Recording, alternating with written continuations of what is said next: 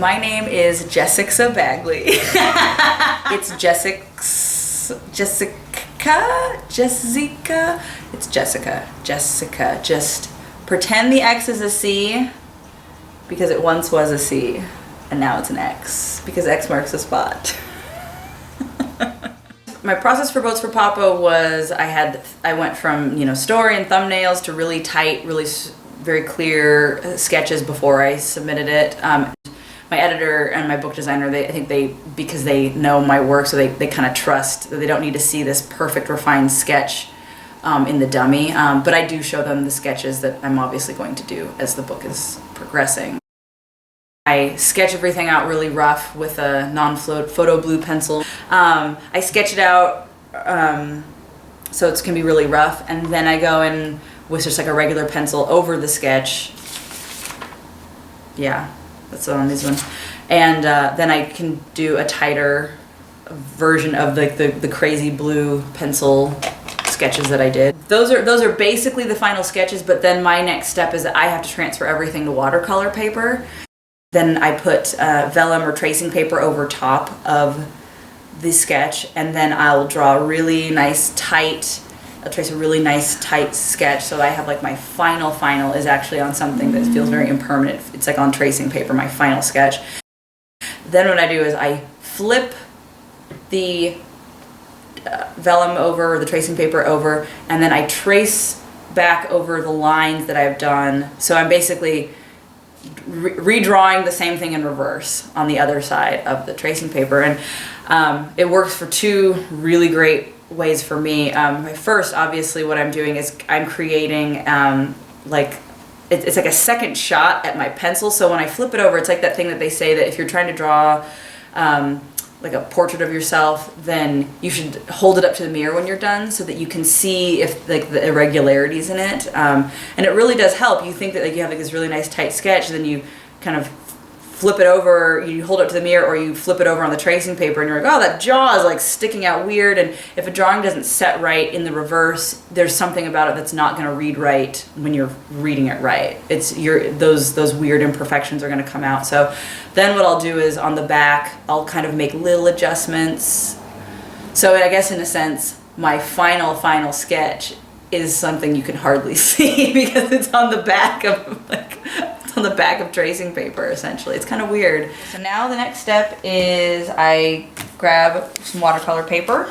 Like the Canson student grade watercolor paper, 140 pounds, and I don't do anything to the watercolor paper. I don't stretch it. I just leave it as is.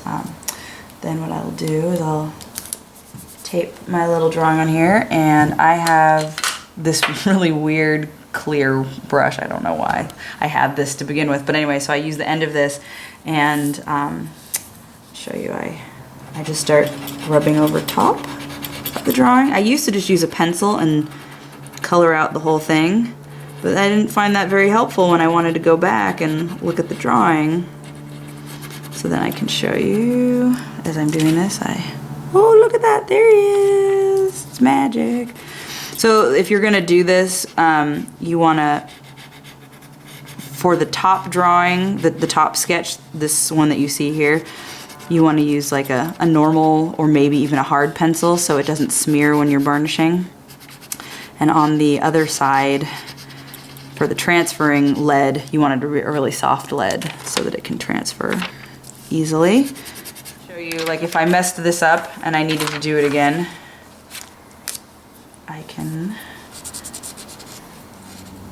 So this is Unipin for Pro, and it's waterproof and fade proof. And I use a very small size. I use 01. I like really tiny pens. So yeah, so then I'll just start going over top here and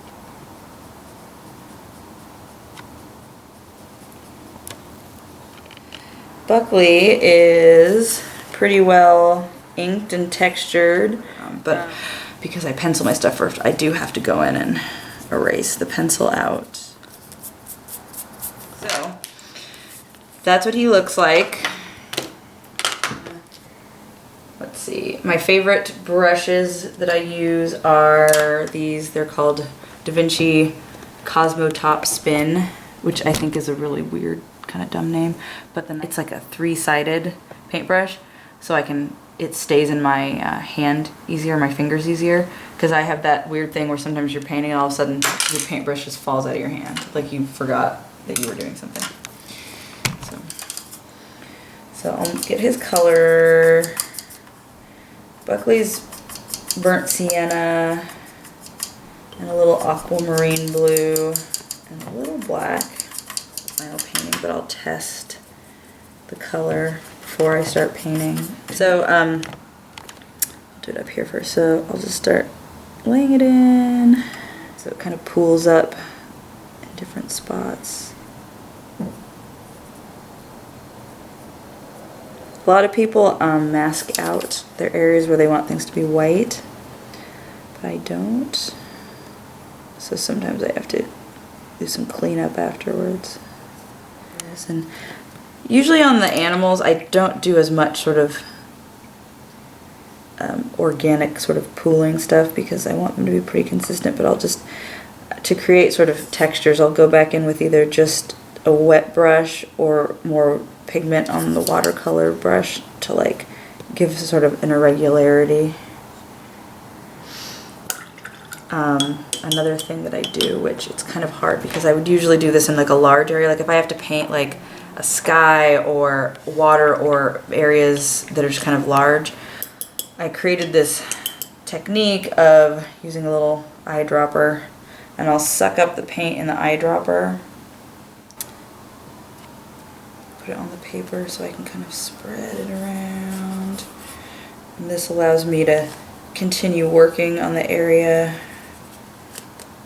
oops, without having to re-dip. And I don't like using big brushes because it changes the way that the watercolor sort of pools.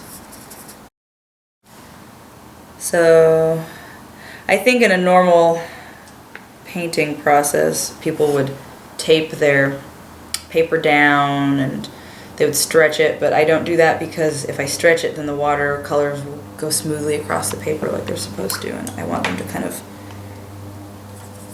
get nestled into areas. And so like one of the things I'll do to either kind of move things along when I have like a big area is, or if like I want to avoid the watercolor pooling up in spots I don't want it to, oftentimes I do this. I have to pick it up and move it around. Hair dryer would be way too aggressive, so I can blow on this a little bit. You know, this is gonna take a while. You should come back later.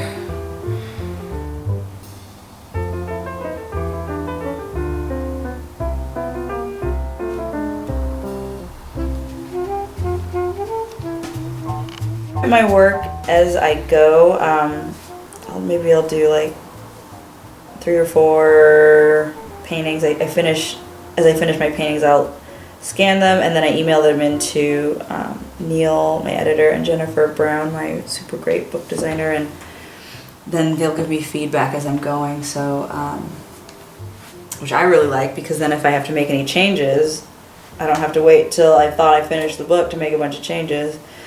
And then when I'm all done and they're like, yeah, everything looks good, then I very reluctantly and always very nervously have to ship my illustrations, because I don't work digitally.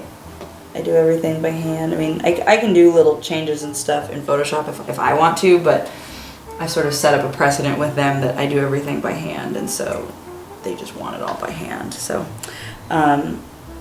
I just send off my artwork and hope it gets there, and put a lot of insurance on the package and kiss it for luck every time, and it gets there. And then they have these fancy drum scanners that they tape the illustration to, and then they scan them, so they get really good scans. And here's Buckley.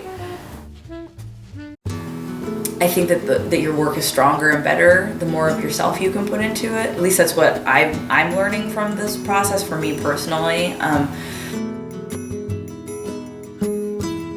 to. You can just be inspired by something fun and just really love that thing that has nothing to do with you, and you just love it, and then you make something out of love, and that's really great too. But I think that the richer stories really come from a personal place. And that's how I made Boats for Papa.